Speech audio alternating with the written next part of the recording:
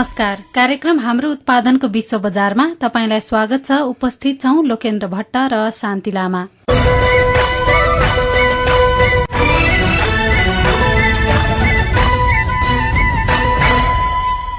कार्यक्रम हाम्रो उत्पादनको विश्व बजार युरोपियन युनियनको आर्थिक सहयोगमा सञ्चालित गो इन्टरनेशनल परियोजना अन्तर्गत उत्पादन गरिएको कार्यक्रम हो।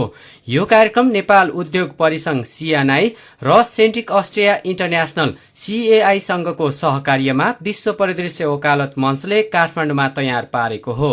गो इन्टरनेशनल परियोजनाले नेपाल सरकार वाणिज्य तथा आपूर्ति मन्त्रालयले पहिचान गरेका तुलनात्मक लाभ भएका तथा निर्यातजन्य वस्तु र सेवाको अन्तर्राष्ट्रिय बजार प्रवर्धनको क्षेत्रमा काम गर्छ। नेपाल व्यापार एकीकृत रणनीति 2010 मा समावेश गरिएका 19 वटा वस्तु तथा सेवाहरूमध्ये गो इन्टरनेशनल परियोजनाले एक जिल्ला एक उत्पादन अन्तर्गत 10 जिल्लाका 10 वटा वस्तुहरूलाई परियोजना कार्यान्वयनको लागि छनौट गरेको छ। कृषि खाद्य वस्तुहरू चिया, अलैची, अदुवा, मुसुरोको दाल र औषधिजन्य जडीबुटी एवं सारयुक्त तेललाई छनौट गरिएको छ। त्यस्तै हस्तकला तथा औद्योगिक वस्तुहरूमा चाँदीका गहना, नेपाली हाते कागज, पश्मिना र उनका उत्पादनहरू रहेका छन्। सेवा क्षेत्रमा धार्मिक पर्यटकीय क्षेत्र लुम्बिनीलाई प्रवर्धनको क्षेत्रको रूपमा छनौट गरिएको छ।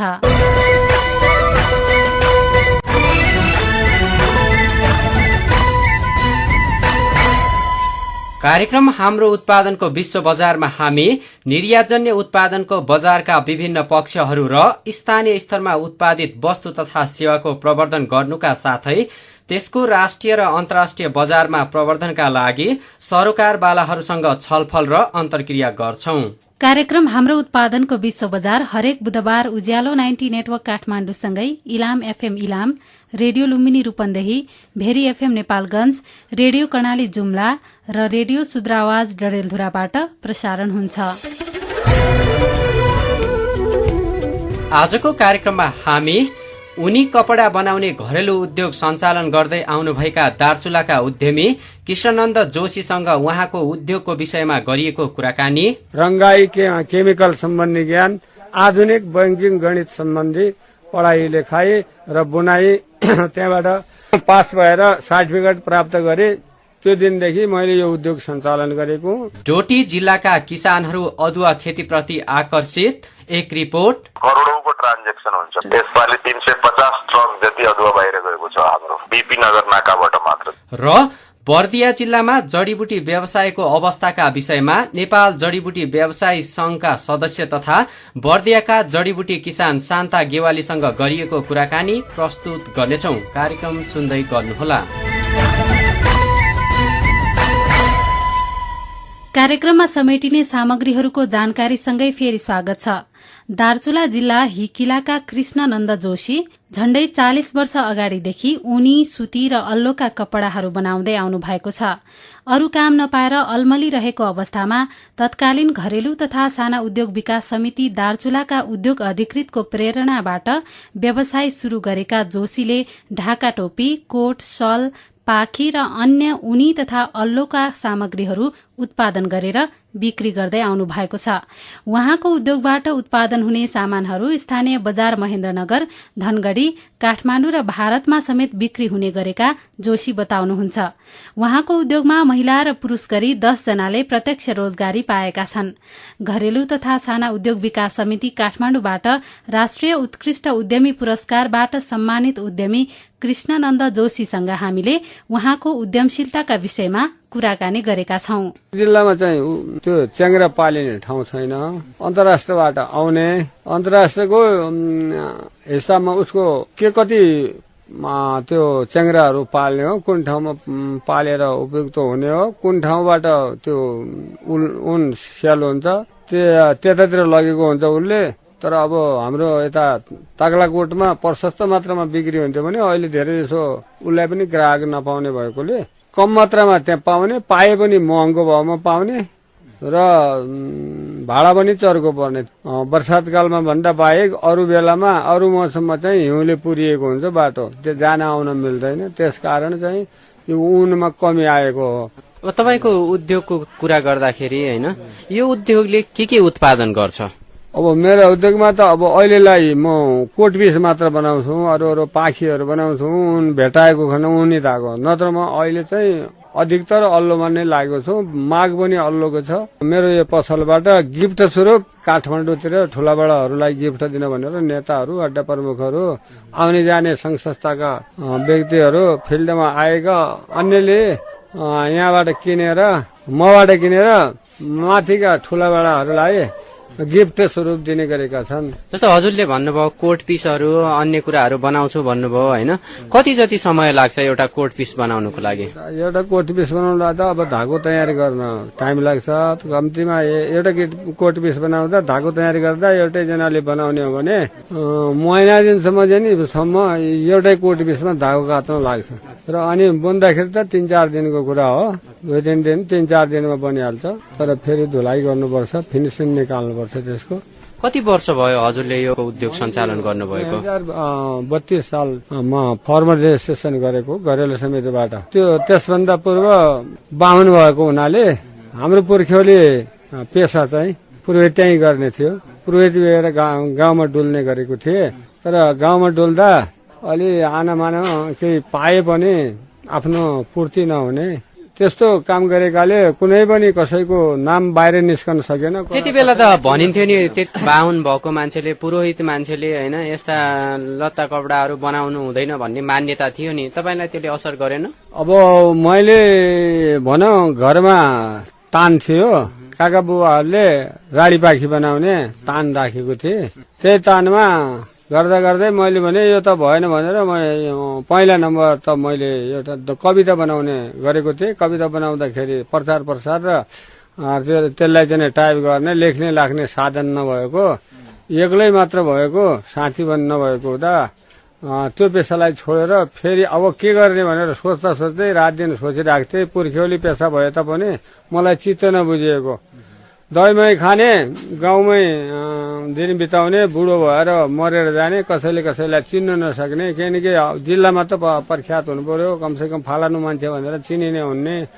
कुन काम होला भन्दा खोज्दै कुनै पेसा नपाएर एउटा ढाका टोपीतिर लागे। त्यही बुन्ने काममा ढाका टोपी बुन्ने गरेको र त्यही ढाका टोपी चाहिँ माग बढ्दो गयो। ढाका टोपीबाट नै यो उद्योगको वृद्धि भएर गाउँघरबाट बजारमा झरेर अरू पसल थालेर पनि बस्न पाइएको छ, उद्योग पनि थालिएको छ। हजुरले भन्नुभयो होइन पहिले पुरोहित थिए, कविताहरू पनि लेख्थे, कवि हुनुहुन्थ्यो होइन, पुरोहित हुनुहुन्थ्यो र तर पनि यो उद्योगहरू खोल्ने प्रेरणा चाहिँ कहाँबाट पाउनुभयो अथवा कसरी खोल्नुभयो? उद्योग खोल्ने भन्नाले राडी पाखी बुन्ने पेसा त हाम्रो पुर्ख्यौली पेसा। बाहुन काम गर्नको साथसाथै घरेलु धन्दा मध्येमा पाखी साखी बुन्ने, यो तिब्बती उनकै त्यो पाखी बनाएर आफ्नो लाउने लुगा र ओढ्ने ओछ्याउने लुगा बनाउने गर्थे। र त्यही तानमा चाहिँ पहिला यो मास्टरहरूले तालिम प्राप्त भएका मास्टर हुँदैन थिए, बिना तालिम मास्टर भएर बसेका। सुरुमा स्कुल खोल्दै थिए। त्यति बेला पाल्पामा तालिम खुल्यो मास्टरहरूको भनेर नर्मल तालिम भन्ने गर्न भने 2-4 जना मान्छे यो जिल्लाबाट पाल्पा गए। पाल्पाबाट ती बुनिएका ढाका टोपीहरू तिनीहरूले लगाएर आए। उनीहरूले के भन्यो भने यस्तै तान हुँदो रहेछन्, राडी पाखी बुन्ने तानमा टोपी बन्दो रहेछ, सजिलै रहेछ, ठुलो मेसिन आवश्यक पर्दैन रहेछ भनेर भन्दाखेरि मैले भने म पनि विचार गरौँ खै कस्तो हुन्छ भनेर तिनीहरूको टोपी हेरे। राडी पाखी बुन्ने जस्तै तान लाएर त्यसमा टोपीको बुट्टा भर्दा जस्ताको त्यस्तै पाल्पाले जस्तै टोपी तयार भयो। अनि टोपी तयार भइसकेपछि शिल्पकला बिक्री भण्डार स्थापना थियो। शिल्पकला बिक्री भण्डारमा मैले टोपी दिने गरेको थिएँ। टोपी बिक्री गर्दै अर्को लट ल्याउँदै त्यहाँ बुझाउँदै पैसा लगेर आफ्नो खर्च चलाउने गरेको थिएँ। त्यसपछि चाहिँ विभागबाट डाइरेक्टरहरू आएर यो मान्छे को हो, कसले बनाएको हो यो टोपी भनेर सोधनी गर्दा घरेलु समितिबाट मलाई गाउँबाट बोलाएर ल्यायो। अनि मेरो घर यो दार्चुलाको सदरमुकामबाट करिब 15-20 किलोमिटर ओकालोमा पर्छ। ओकालो चढ्नु पर्थ्यो। त्यहाँबाट आएर डाइरेक्टरहरूले कहाँ बनाएको, के बनाएको, कहाँ तालिम गरेको भनी सोद्धा मैले आफ्नै अनुभवबाट बनाएको भनेर भन्दाखेरि उहाँले पत्याउनु भएन। फेरि चाहिँ अरू कर्मचारीले भने पनि साँच्चै हो, उहाँले आफ्नै अनुभवबाट हो, हामीले तालिम गर्ने ठाउँ कतै पनि पाएको छैन। पाल्पा पोखरा जानलाई हामीलाई अहिले चाहिँ धेरै टाढा पर्छ, बाटो पनि थिएन। उति बेला नेपालबाट जानु पर्दैन थियो, भारतको लखनऊ गौडा गोरखपुर भएर निकल्नु पर्थ्यो। अनि त्यो भन्दाखेरि डाइरेक्टर साहबले म तपाईँले नेपाल राज्यभरको कल कारखानाहरू देखाए, अनुभवी गराउँछु, ल जानुहोस् भनेर उहाँले सिफारिस गरेर पठाएको। विभागीय तोक आदेश भएर पश्चिमाञ्चल पोखरा क्षेत्रीय कार्यालयबाट 6 महिनासम्म त्यो टेक्सटाइल सम्बन्धी यो के अरे बुनाई सम्बन्धीको ज्ञान, रेसा रौँ सम्बन्धीको ज्ञान र नाफा नोक्सान निकाल्ने, कस्टिङ गर्ने, मूल्याङ्कन गर्ने र विभिन्न किसिमका ब्याज दरहरू निकाल्ने, रङ्गाई केमिकल सम्बन्धी ज्ञान, आधुनिक बैंकिङ गणित सम्बन्धी पढाइ लेखाइ र बुनाई त्यहाँबाट पास भएर सर्टिफिकेट प्राप्त गरे। त्यो दिनदेखि मैले यो उद्योग सञ्चालन गरेको। जस्तो हजुरले उत्पादन गरेका यो उनका अल्लुका सामानहरू वस्तुहरू चाहिँ कहाँ निर्यात गर्नुहुन्छ, अर्थात् कहाँ पठाउनुहुन्छ, कहाँ बेच्नुहुन्छ? मैले बनाएको जति कपडा मैले बोकेर हेर्नु पर्दैन, मलाई ग्राहक चाहिँदैन। जे होस् अड्डा प्रमुखहरू, नेताहरू र आउने जाने कर्मचारी, यो फिल्डमा आउने, टुरमा आउने, भ्रमणमा आउने यस्ताले चाहिँ कपडाहरू पनि किनेर लग्छन्। केही मान्छे कोसेलीको रूपमा दार्चुला आएको चिनो भनेर लग्छन् भने केही मान्छे आफूभन्दा ठुलालाई चढाउन गिफ्ट दिन भनेर लग्छन्। अनि काठमाडौँ बगेर विभिन्न आइटम बनाएर बाहिर देशका विदेशी व्यापारीहरूले लग्ने गर्छन्। मैले त्यस्तो रेडिमेड गर्ने कमै मात्रामा गर्छु। रेडिमेड गरे पनि कोट र वास ज्वारी कोट बनाउने गरेको छु। हजुरलाई यो उद्योग सञ्चालन गर्न अथवा उद्योग सञ्चालन भइसकेपछि सरकारबाट केही सहयोग पाउनु भएको छ? अब सरकारबाट खासै गरेर अरू सहयोग त केही छैन। बेला बेलामा भाग लिन बोलाउँछन्, त्यति मात्र हो सहयोग भन्ने कुरा। बेला बेला कुनै प्रोग्राम बनायो भने बेला बेलामा अहिलेसम्म बोलाउने अनि सुविधा दिने गरेको थियो। अब त चाहिँ घरेलु समितिका बाहेककाले चाहिँ पैसा शुल्क लिने गरेर बोलाउने गरेको। आर्थिक सहयोग त अब कर्जा लिने कुरा हो, कर्जा सबैलाई बराबरै किसिमको दिन्छन्, मलाई छुट्टै किसिमको दिँदैनन्। हजुरको उद्योगमा कतिजना कर्मचारीहरू? कर्मचारीहरू भन्नाले मेरो घर परिवारको 4-5 जना हामी छौँ भने 4-5 जना बाहिरका छन्। तर अब कति तिनीहरूको संख्या भन्न सकिन्न। अहिलेसम्म हजुर चाहिँ जस्तो विदेशमा प्रदर्शनी हुन्छ होइन, त्यस्तो विदेशमा जानु भएको छ कि छैन प्रदर्शनीमा? म विदेशसम्म जान सकेन, तर विदेश जान चान्स दिन्छन्। यो विदेश जाने चाहन्छ। नेपाल घरेलु साना उद्योग महासंघले त्यस्तो कार्यक्रम राखेको हुन्छ। तर विदेश जानलाई थुप्रै कपडा चाहिन्छ। उद्योगबाट कतिको आमदानी हुने गरेको छ? उद्योगबाट परिवारलाई पाल्न, जस्तै केटाकेटीहरूलाई पढाउन लेखाउन, आफूले चाहेको आवश्यकता पूर्ति गर्न चलिराखेको छ। जे होस् मलाई रमाइलो छ। बेला बेलामा ठाउँ ठाउँमा सम्मानित हुन्छु, पुरस्कृत हुन्छु, जसले पनि माया गर्छन्। उहाँ हुनुहुन्थ्यो दार्चुला हिकिलाका उद्यमी कृष्णनन्द जोशी। कपडा बनाउने आफ्नो घरेलु उद्योगका विषयमा हामीसँग कुराकानी गर्दै।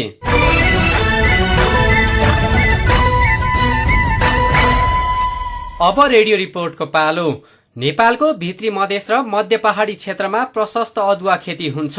अदुवा नेपालमा खेती गरिने उच्च मूल्यको व्यावसायिक कृषि उत्पादन हो। अन्तर्राष्ट्रिय बजारमा नेपाल प्रमुख अदुवा निर्यातकर्ता मध्येमा पर्दै आएको छ। त्यसकारण सरकारले निर्यातजन्य कृषि उत्पादनको रूपमा अदुवा खेती र व्यापारलाई प्रवर्धन गर्दै आइरहेको छ। नेपाल व्यापार एकीकृत रणनीति 2010, अदुवा प्रवर्धन कार्यक्रम जस्ता विभिन्न कार्यक्रमहरू मार्फत अदुवा खेती तथा व्यवसायको प्रवर्धनमा सरकारले लगानी गरिरहेको छ। सरकारको प्रोत्साहन तथा प्रवर्धन कार्यक्रमहरूका कारण किसानहरू पनि नगदे बाली अदुवा खेतीतर्फ आकर्षित हुँदै गइरहेका छन्। यस्तै डोटी जिल्लामा अदुवा खेतीप्रति किसानहरूको आकर्षण बढ्दो छ। उत्पादन भएको अदुवाले राम्रो मूल्य पाएपछि किसानहरू अदुवा खेती गर्न अग्रसर भएका छन्। जिल्ला कृषि विकास कार्यालय डोटीले पनि किसानहरूलाई अदुवा खेतीका लागि विभिन्न सहयोग गर्दै आइरहेको डडेलधुरामा रहनुभएका हाम्रा सहकर्मी राखी कुवरको यो रिपोर्टले बताउँछ। बजार नपाएर 3 वर्ष पहिलासम्ममा 10 देखि 25 रुपैयाँसम्म प्रति किलो बेच्दै आइएको अदुवाको विगत 2 वर्ष यतादेखि 3 गुणाले मूल्य वृद्धि भएपछि अहिले डोटीको बोक्टान घाङ्गल क्षेत्रतिरका करिब 2 दर्जन गाविसका कृषकहरूको मुख्य आय स्रोत अदुवा बनेको छ। डोटीमा एक सिजनमा करिब 15,000 मेट्रिक टन अदुवा उत्पादन हुने गरेको छ। खासै रोग किरा नलाग्ने र राम्रो उत्पादन हुने नगदे बाली अदुवा खेती गर्न र त्यसको बजार व्यवस्थापन गर्नका लागि जिल्ला कृषि विकास कार्यालय डोटीले कृषकहरूलाई कस्तो सहयोग गरेको छ त? वरिष्ठ कृषि विकास अधिकृत यज्ञराज जोशी। अब हाम्रो सहयोग अदुवा खेती गर्ने किसानहरूलाई मुख्यतः हामीले अदुवाको सुठो बनाउने मेसिनहरू समूह सहकारीलाई 50% अनुदानमा दिन्छौँ। अनि अदुवा सुकाउनको लागि सोलर ड्रायर भन्छ त्यो हामी दिन्छौँ। त्यो पनि समूह सहकारीलाई, व्यक्तिलाई भन्दा पनि समूह र सहकारी आयो भने 50% अनुदानमा उनीहरूले लिन चाहन्छ। हामी यस्तो गर्थ्यौँ त्यस्तो गर्थ्यौँ भने हामी त्यो पनि दिन्छौँ। सरकारले हामीलाई 50,000 रुपियाँको दरले दिएको थियो, त्यसको 4वटा चाहिँ सेलार स्टोर भन्छ अदुवाको बीज राख्ने, त्यो दिन्छौँ। जनचेतना जगाउँछौँ बेला बेलामा। सानो जस्तै अदुवा कुहिने रोग अदुवाको सबैभन्दा ठुलो शत्रु हो, त्यसलाई बचाउनको लागि व्यापारीहरू किसानहरूलाई चाहिने आवश्यक प्राविधिक सरसल्लाह जे पनि पर्ला त्यस्तो सरसल्लाह माग भए बमोजिम चाहिँ उपलब्ध गराइन्छ। कुनै किसानको खेत प्लटमा रोग लाग्यो उनले खबर गर्यो त्यो पनि दिन्छौँ। अब हामीले दिने भनेको यस्तो कुराहरू हो, हामी ठुला ठुला चिजहरू दिन सक्दैन। गत वर्ष जिल्लाको बिपिनगर नाकाबाट मात्रै करिब 350 ट्रक जिल्लाबाट अदुवा बाहिर गएको जिल्ला कृषि विकास कार्यालयको तथ्याङ्कले देखाएको छ। त्यो क्षेत्रमा यस्तै अन्य नाकाहरू पनि रहेका छन्। जिल्ला कृषि विकास कार्यालयको पहलमा राखिएका संकलन केन्द्रबाट र कृषकहरूसँगै सम्पर्क राखेर ग्राहकहरूले यो अदुवा लाने गरेको बताउनुहुन्छ पुनः वरिष्ठ कृषि विकास अधिकृत जोशी। अनि व्यापार धेरै ठुलो छ अदुवाको, कमसे कम करोडौंको ट्रान्जेक्सन हुन्छ। यसपालि 350 ट्रक जति अदुवा बाहिर गएको छ हाम्रो बीपी नगर नाकाबाट मात्र। बीपी नगर भनेको उता सहसपुरदेखि भित्र जानुपर्छ। एउटा ट्रकमा कमसे कम 8 देखि 10 टन जान्छ। त्यस्तै जोराइलबाट गएको होला केही अब डोकुवा बोकेर कुनै व्यापारले यतातिर चिसापानीमा फालिदिएको होला, जसलाई जहाँ पाएको पर्छ होइन। बजार व्यवस्थापनका लागि व्यापारीहरूलाई त्यहाँ अदुवा छ त्यहाँ जाऊ भनेर देखाइदिने, समूहले सोधेछ खोजेछ समस्या छ भने उनीहरूलाई यसरी मार्केटिङ गरेर सबैजना नजाऊ समूह बनाऊ, एकजना नेता चुन, अनि धनगढी महेन्द्रनगर नेपालगञ्ज गएर भाउ बुझ अनि मात्र बेच, आफ्नो उत्पादन लागतलाई पनि ध्यानमा राख, कति लाग्छ त्यो कुराहरू हामी सामान्य अब सबै गाउँ विकास समितिमा त होइन, कहिले रेडियो मार्फत कहिले जेटीहरू गएर कहिले तालिममा बस्ने गर्छौँ। डोटीको बिपिनगर घाङ्गल मान्न कपाडी लगायतका क्षेत्रमा अदुवा राम्रो उत्पादन हुने भए पनि यातायातको असुविधाका कारण अझै कृषकहरूले राम्रो मूल्य पाउन नसकेको उहाँहरूको भनाइ छ। गत वर्ष बर्छैन गाविसका कृषकहरूले घरमै प्रति केजी 80 देखि 140 रुपैयाँसम्ममा अदुवा बेचेको बताउनुहुन्छ कृषक तथा संकलन केन्द्रका शेरबहादुर बोहरा।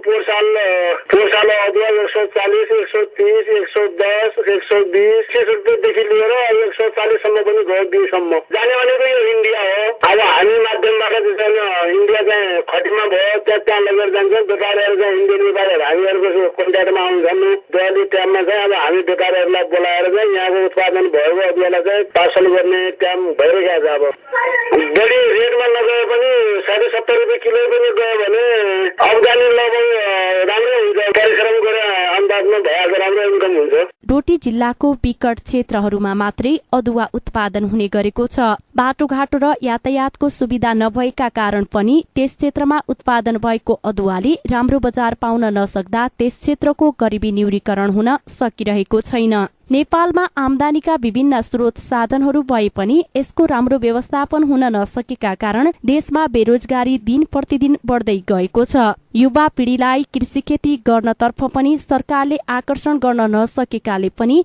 देशमा बेरोजगारी मौलाउँदै गएको बुजुर्गहरूको भनाइ छ। सरकारले आधुनिक कृषि प्रणालीको नीति ल्याएर कृषकहरूलाई केही राहत भए तापनि अदुवा तथा कृषकलाई नगदे बालीप्रति आकर्षण गर्न आवश्यक नै देखिन्छ। डोटीका किसानहरू अदुवा खेतीतर्फ आकर्षित भए पनि पर्याप्त पूर्वाधारको भने अझै अभाव रहेको सम्बन्धी रिपोर्ट सुन्यौं सहकर्मी राखी कुवरबाट।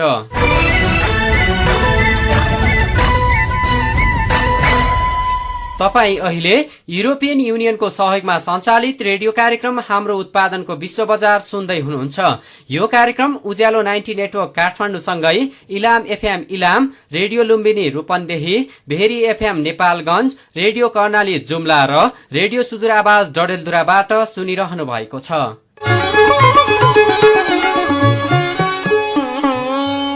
गो इन्टरनेशनल परियोजना अन्तर्गत स्थानीय स्तरका व्यापार व्यवसाय बढाउन र स्थानीय स्तरका साना तथा मझौला उद्यमीहरूलाई व्यापार सल्लाह र व्यवसाय विकास सेवा प्रदान गर्नको लागि 5 वटै विकास क्षेत्रमा सेवा विकास केन्द्रको स्थापना गरिएको छ।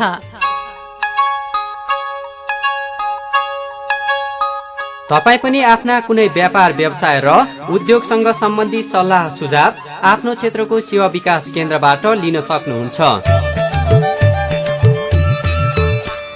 सेवा विकास केन्द्रहरू झापाको बिर्तामोड, पर्साको वीरगञ्ज, रूपन्देहीको बुटवल, बाँकेको नेपालगञ्ज र कञ्चनपुरको महेन्द्रनगर। नेपाल उद्योग परिसंघ सियानाई, थापाथली, काठमाडौँ। विभिन्न गैर सरकारी संघ संस्थाले जडीबुटी खेतीका विषयमा जनचेतना जगाउने कार्यक्रमको प्रभावका कारण बर्दियामा किसानहरूले जडीबुटी खेती गरेका छन्। तर अहिले खेती गरिएको जडीबुटीहरूले उचित मूल्य र बजार नपाएपछि जडीबुटी बारीमै खेर जाने स्थिति रहेको किसानहरूले बताएका छन्। जडीबुटीको व्यावसायिक खेतीतर्फ किसानहरूलाई जागरूक बनाए पनि मूल्य र बजारको विषयमा पर्याप्त जानकारी नभएका कारण बर्दियाका किसानले गरेको जडीबुटी खेतीले बजारको अभाव खेप्नु परेको हो, जसका कारण अहिले जडीबुटी खेतीको निरन्तरताका विषयमा आफूहरू अन्योलमा रहेको किसानहरूले गुनासो गरेका छन्। अर्कोतिर बजारमा पुर्याउँदा बेहोर्नुपर्ने दोहोरो तेह्रो करका कारण पनि किसानहरू मारमा परेका छन्। सरकारले जडीबुटी खेती र यसको व्यापारलाई प्राथमिकतामा राखेको भने तापनि प्रोत्साहन र सहजीकरण गर्ने काम नगरेको उनीहरूले गुनासो गरेका छन्। जडीबुटी खेती तथा व्यवसाय सम्बन्धी विद्यमान नीतिलाई समय सान्दर्भिक परिमार्जन गरी यो व्यवसायलाई प्रोत्साहन गर्ने नीति लिएमा मात्र यसको निर्यात तथा व्यापारबाट सरकारले अपेक्षाकृत लाभ लिन सक्ने सरोकारवालाहरूको सुझाव छ। नेपाल जडीबुटी व्यवसायी संघका सदस्य शान्ता गेवालीसँग नेपालगञ्जमा रहनुभएका हाम्रा सहकर्मी रूपनी मगरले बर्दिया जिल्लामा जडीबुटी व्यवसायको अवस्था कस्तो छ भनेर सोध्नु भएको छ। बर्दियामा जडीबुटीको अवस्था नाजुक छ। किन नाजुक छ भने किसानहरूले चाहिँ खेती गरेका छन्, त्यो खेतीको उचित मूल्य नपाएर त्यत्तिकै खेतबारीमा पडिरहेको अवस्था छ र यसको व्यापार भनेपछि घट्दो बढ्दो भइरहेको छ। त्यो हुनाले प्रत्यक्ष रूपमा पहिला चाहिँ किसानहरूले 550 रुपियाँ केजीमा सतावर चाहिँ बिक्री गरे। त्यही अनुसारले चाहिँ नि यति बिघामा लगाएपछि यति घर धुरी परिवारहरू सम्पन्न हुन्छन्, उनीहरूको जीवनस्तर उठ्छ नगदी बाली गर्न भन्दा। अनि चाहिँ जडीबुटी नै खेती औचित्य छ, राम्रो छ, त्यसबाट चाहिँ नि गरिबी निवारण हुन्छ भन्ने उद्देश्य लिएर चाहिँ कार्यक्रम चाहिँ नि आयो। विभिन्न ठाउँबाट संघ संस्थाले चाहिँ सहयोग गरे र कुरिलो खेती सतावर खेती गरे। अनि गरिसकेपछि अहिले त्यसको चाहिँ नि मूल्य चाहिँ गिरावटमा गएर किसानहरूको चाहिँ खेतबारीमा चाहिँ जडीबुटीहरू त्यतिकै नै पडिरहेको छ र किसानहरू बहुत दुखित छन्। र हामीले के अनुरोध गरेका छौँ भने विभिन्न संघ संस्था र नेपाल सरकारलाई यसको उचित मूल्य र यसको बजार खोज्न चाहिँ नि एकदम चाहिँ अनुरोध गरेका छौँ र गरिबको लागि चाहिँ किसानको लागि चाहिँ यो व्यवस्था नेपाल सरकारले गर्नुपर्छ र उचित मूल्य पाउनुपर्छ गरिबहरूले गरेको जडीबुटी खेतीलाई भनेर चाहिँ हामी अनुरोध गरिरहेका छौँ। बर्दियामा यो जडीबुटीको व्यवसाय फस्टाउन नसक्नुको कारण केलाई मान्नुहुन्छ तपाईँ? मैले जानेको कुरा अब यो फस्टाउन नसक्नुको कारण एक त जनचेतनाकै कमी हो र दोस्रो कुरो यो मूल्यको गिरावट आएकै कारणले चाहिँ अहिले फस्टाउन सकिरहेको छैन। एकदम पहिले चाहिँ मूल्य उचित मूल्य प्राप्त गरिरहेका छन्, त्यो बेलामा चाहिँ किसानहरू उत्साहित भए जडीबुटी खेतीहरू गरे। अहिले एकदमै चाहिँ मूल्य गिरावटमा आएर उनीहरू निरुत्साहित भएर अलिकति फस्टाउन चाहिने अप्ठ्यारो परिरहेको अवस्था छ। बर्दियामा जडीबुटीको व्यावसायीकरण कहिलेदेखि हुन थालेको? यो 2055-56 सालदेखि यसको सुरुवात भएको, जुन अब यो संस्था यो केयर नेपाल बीडीएस म्याप्स भन्ने चाहिँ एउटा संस्था थियो, त्यसमा बीएसपी न्योरा भन्ने चाहिँ संस्था थियो। उनीहरूले चाहिँ नि जङ्गलमा खेर गइरहेका सामुदायिक वन अथवा राष्ट्रिय वनमा खेर गइरहेका जडीबुटीहरूको पहिचान गरायो हैन। पहिचान गराइसकेपछि त्यहाँका उपभोक्ताहरूले चाहिँ पहिचान भइसकेपछि त्यसको संरक्षण र सम्वर्धन गर्न थालेर अब त्यसको चाहिँ सङ्कलन गर्ने नेपालगञ्जको बजार बजारसम्म पुर्याउने चाहिँ नि वातावरण भयो त्यो जिल्लाबाट र अहिले त्यो प्राकृतिक रूपमा भइराखेको जडीबुटीहरू सङ्कलन भएर चाहिँ नेपालगञ्जसम्म आइराखेको छ। जुन खेती गरेको सतावर हो त्यसको मूल्य गिरावट भएर त्यसमा चाहिँ नि किसानहरू निरुत्साहित भएका छन् र अहिले त्यसको व्यवसाय चाहिँ घट्दो छ। यसको दोष चाहिँ तपाईहरूले मूल्य बजारीकरणका लागि अथवा राज्यले नदिएको चासोलाई मात्र दिनुहुन्छ कि किसानलाई पनि जडीबुटीको सम्बन्धी ज्ञान नभएको कुरालाई दिनुहुन्छ, के भन्नुहुन्छ? यो दोहोरै छ। किसानलाई पनि जडीबुटी सम्बन्धी ज्ञान भएन, बिउ पलको लागि कस्तो बिउ चाहिँ हामीले चाहिँ गर्ने खेती गर्ने भन्ने कुरा ज्ञान पनि भएन, सिपको क्षमता पनि भएन र अर्को कुरो केही भएको जडीबुटीहरू पनि नेपाल सरकारको विभिन्न कानुनी कुराहरूले गर्दै बाधा अडचन पुर्याइराखेको छ। त्यो बाधा अडचनले गर्दाखेरि किसानहरू चाहिँ अन्यलमा छन्। भएको जडीबुटीहरू पनि सरकारद्वारा झट्ट छोडपुर्जी नदिने, दोहोरो तेह्रो कर गर्दाखेरि उनीहरूलाई चाहिँ नाफामा जान नसकिरहेको अवस्था छ। बाधा अडचन चुनौतीहरू छन्। त्यो हुनाले चाहिँ नि एकदम किसानहरू अन्यलमा छन् र केही ज्ञापन पत्रहरू बनाएर र यो कानुनी प्रक्रियालाई चाहिँ सहज तरिकाले लैजानुपर्छ। जडीबुटी व्यवसायी सङ्घको हकितको लागि चाहिँ हामीले केही गर्छौँ भनेर गर्नुपर्छ भनेर हामी अब आउने चाहिँ नि संविधानमा चाहिँ नि पार्न खोजिरहेका छौँ। नेपाल सरकारसित चाहिँ नि अनुरोध गर्न डेलिगेसन जाने तयारी पनि छौँ। त्यसो भए बर्दियामा हैन जडीबुटीलाई व्यवस्थापन गरेर अनि त्यसलाई चाहिँ राम्रो उचित मूल्य दिएर बजारीकरण गर्नको लागि कसको भूमिका के देख्नुहुन्छ र के चाहिँ गर्यो भने बर्दिया पनि जडीबुटीमा चाहिँ अगाडि छ है भनेर भावी दिनमा सुन्न पाइन्छ जस्तो लाग्छ? विभिन्न सङ्घ संस्थाले पनि पहल गर्नु पर्यो। यसमा धेरै भूमिका नेपाल सरकारकै हो। बर्दिया जिल्लामा जडीबुटी खेतीको अवस्थाका विषयमा हाम्रा सहकर्मी रूपनी मगरसँग कुराकानी गर्दै हुनुहुन्थ्यो बर्दियाका जडीबुटी किसान तथा नेपाल जडीबुटी व्यवसायी संघका सदस्य शान्ता गेवाली।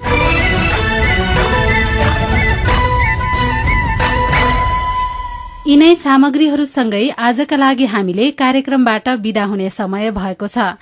कार्यक्रमप्रति तपाईँको सल्लाह सुझाव र प्रतिक्रिया पठाउनका लागि हाम्रो ठेगाना हो रेडियो कार्यक्रम हाम्रो उत्पादनको विश्व बजार, विश्व परिदृश्य वकालत मञ्च, post box number 9929 Kalanki Kathmandu, phone तथा फ्याक्स नम्बर 01484111। साथमा हाम्रो इमेल ठेगाना wvaf.radio@gmail.com मा पनि पत्राचार गर्न सक्नुहुन्छ। तपाई हामीलाई उत्पादन तथा व्यापार सम्बन्धी प्रश्न तथा समस्या पनि पठाउन सक्नुहुन्छ। यसका साथै तपाईले हाम्रो उत्पादनको विश्व बजार सुनिरहनु भएको स्थानीय रेडियो मार्फत पनि हामीलाई सल्लाह र सुझाव पठाउन सक्नुहुन्छ। आजको कार्यक्रम सुन्न भएकोमा तपाईलाई धन्यवाद। कार्यक्रम उत्पादन सहयोगी दिनेश निरौला र गो इन्टरनेशनल परियोजनाका प्रबन्धक सीता गौतम आचार्यलाई पनि धन्यवाद दिँदै आगामी सातासम्मका लागि कार्यक्रमबाट शान्ति लामासँगै लोकेन्द्र भट्ट बिदा हुन्छौं। नमस्कार।